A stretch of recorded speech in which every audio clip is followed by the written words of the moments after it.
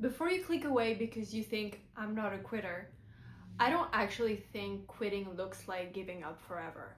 Sometimes it looks like changing your goals every 3 weeks, starting a business and then stopping, learning how to play the guitar for 2 months, or going to the gym until it gets boring. I know because I've done it too. And I'm going to explain to you the whole process behind why we cannot handle boredom and how to fix it. First of all, we're gonna see why this is happening. Because we are not weaker than past generations, we're just addicted to novelty. Every app is fighting for our attention.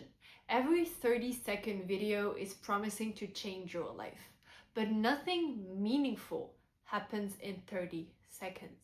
Not building a business, not building a relationship, not building a career. It all comes from sweat, effort, failure over and over until you see the real results. Social media has trained us to expect constant stimulation. And if we don't get it, then we think we're doing something wrong and that we should be going after something new. It's like we have FOMO of literally anything. But the truth is, our attention span is the problem. Because the only way to get good at something is repeating the same thing and improving each time. That's how you get mastery. You can never master any skill if you're constantly looking for something new. And that is exactly what happened with my exams recently. I failed the first session and I thought I just needed to work harder. But everybody around me was working just as hard, and I realized the issue had nothing to do with how much work I was putting in. It was all about the process, the structure. And turns out I had the wrong method. I wasn't less smart than other people. I just needed to be taught the right way to do things. And I did. I actually didn't work more than others. And I had more confidence because I finally understood what was expected of me. And I did this while balancing work at the same time. That took up most of my energy most days. And I still managed to pass and have the best grade I had ever gotten all year long from doing the same thing and not giving up. Because I could have given up. I could have said, no, this is too hard for me. But I would have given up for the wrong reason. The right reason to give up is like, this path is not aligned with me. This is not something that fulfills me in any way. This is a waste of my time. The outcome is not something I want to pursue. But this was something I wanted to pursue. I made a promise to myself, I'm going to graduate college. So I was not going to give up. And I was not going to be one of those people who just blindly kept studying the same thing with the same method, which clearly didn't work. So instead, I asked for help from someone who knew. Because I, just like a lot of other people, were kept in the dark when it came to what was expected of us. Unfortunately, that happens a lot in college.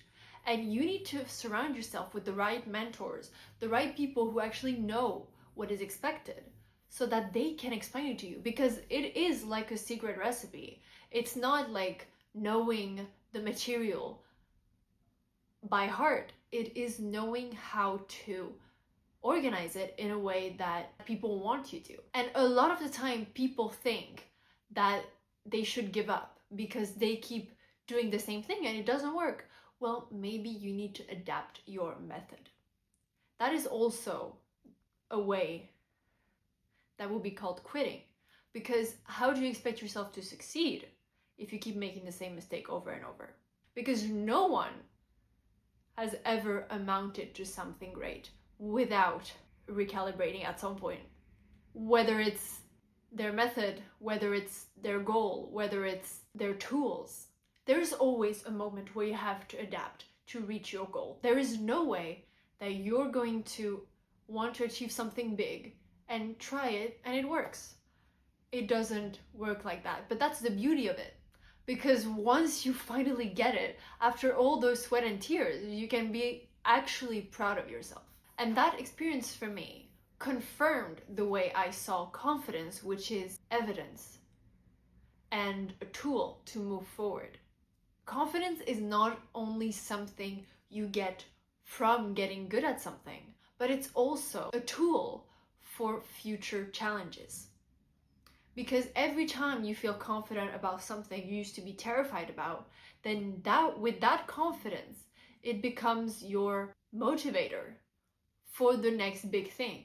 Because there's a gap between your initial position and the big goals. And it's those little leaps that you take with all those small little scary things. And you gain that confidence. So that way, when you will get to the top, but only by having overcome those little things one by one. Confidence comes from keeping promises to yourself and actually seeing it through. That's how you gain trust in yourself. And that is how you actually believe, I can achieve whatever. I've already achieved all that stuff and I'm stronger than I've ever been. So how could I not achieve even more? Because the first things are the hardest. Once you have momentum, then sure, it's hard, but it's much easier than getting started. That's why you should always try to get better. Because once you quit, then you lose all the momentum and you have to start all over again. I've learned this exact lesson with my business over and over, and every creator has, even if they don't always show it to you. You will post and at the beginning, nothing happens. Most of the time, you will have no results, no feedback, no guidelines as you start building. It all comes from you. It all comes from improving your message, who you are. Learning how to express yourself teaches you so much about yourself. But so many people quit. And why is that? It's the lack of instant gratification. They just don't see any gratification or any sign that it's working. But for most people, that's how it is. Steve Jobs had no idea how big Apple was going to become. But he did it anyway. He started in his garage, and then he became one of the biggest companies in the world. And all because he didn't quit. But there were moments of uncertainty. And the truth is, you can't know. You can never know how it goes. But if you have that inner belief in yourself, that there is no way that this thing is not going to work, because you have done literally everything in your power to get to it, just like athletes do. They didn't become good overnight. They didn't achieve all these things. They made it impossible for them not to get it. And that's how they mastered their skill. And that's how you can too. You cannot get good at something. You cannot be the best. You cannot get the results without the sweat, the tears, the exhaustion, the frustration. You can't get it like that. And finally, I will tell you to build systems, because you cannot solely rely on willpower. You need to find a way to reduce the friction so that consistency comes naturally to you. The most successful people haven't built extraordinary things only through discipline, but because they made consistency their default mode. It's building your schedule in a way that makes it impossible for you not to succeed. And you need to find the way that works for you.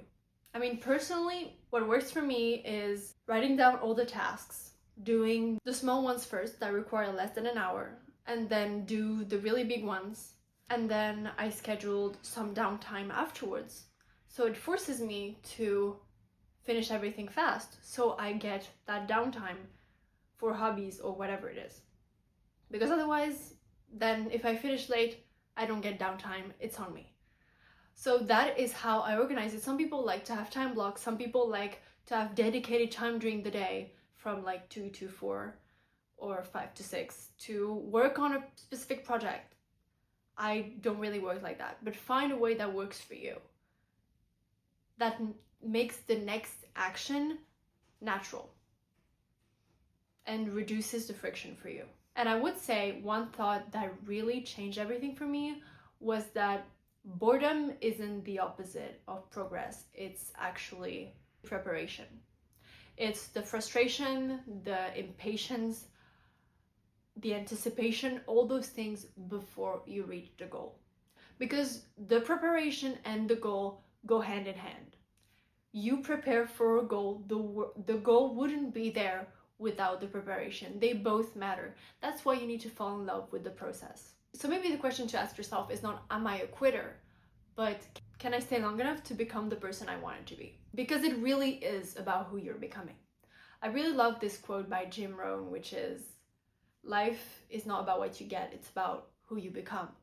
And I think it's so important because at the end, you're going to remember this difficult process and you're going to think, wow, I've really become someone I'm proud of. And I really wish for that to happen to you. Because you probably didn't quit in the past because you were incapable. But you mistook the gap between the effort and the result as failure. But it's only failure if you don't see it through. Otherwise, it's just a lesson. So keep working, keep going. I believe in you, and I will see you in the next video.